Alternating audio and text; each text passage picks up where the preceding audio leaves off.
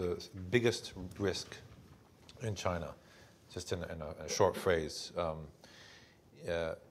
fomenting any type of movement, okay, in China. I think the common wisdom is it's something tied to the environmental degradation. But you could think of food prices, you could think of pollution, generally speaking, you could think of rights of migrants, yes, job security, people not getting enough jobs, or even the non-performing loans, and the banking system. Which one worries you the most?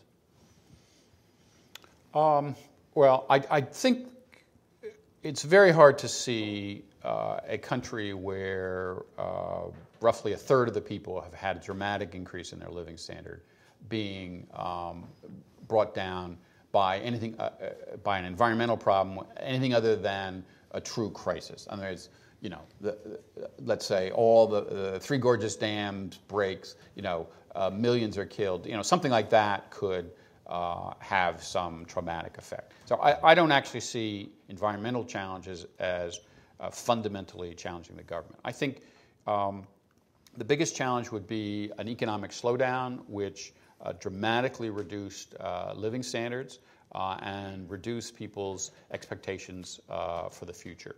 I also think that as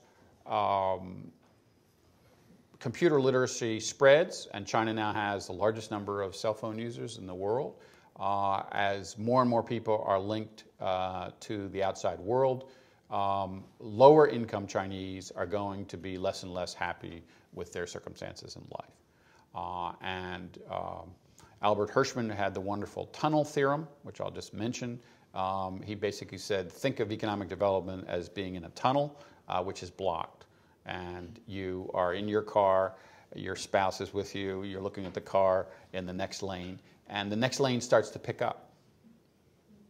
And initially you're happy because you say, the tunnel's no longer blocked, and so on. But if that lane picks up momentum and you don't move, then you get increasingly frustrated. And so you first complain to your spouse, and then you get out of your car and you start shouting at other people and you say, what's going on? Why isn't my lane moving? So China's in a situation where one lane is moving very, very rapidly. The other lane is moving somewhat, but it's not moving rapidly. So I think those are issues that, again, I don't think this has anything to do with ideology. I think this has to do with fundamental aspects of human nature. People are willing to wait if they think their turn is soon. They're not willing to wait if they think their turn is never. And so the question is, can you give them that opportunity? Now, on those grounds, I just want to point out that India has much more fundamental problems than China does. I mean, India's problems are that you have several hundred million people who are still illiterate, and they have no ability to participate in the modern economy.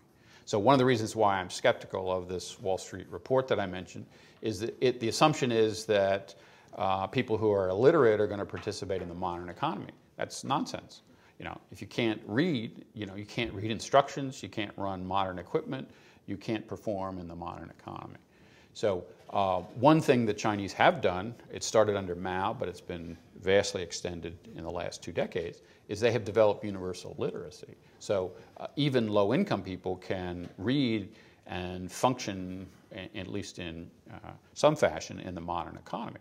And you have to give the Chinese a great deal of credit for that.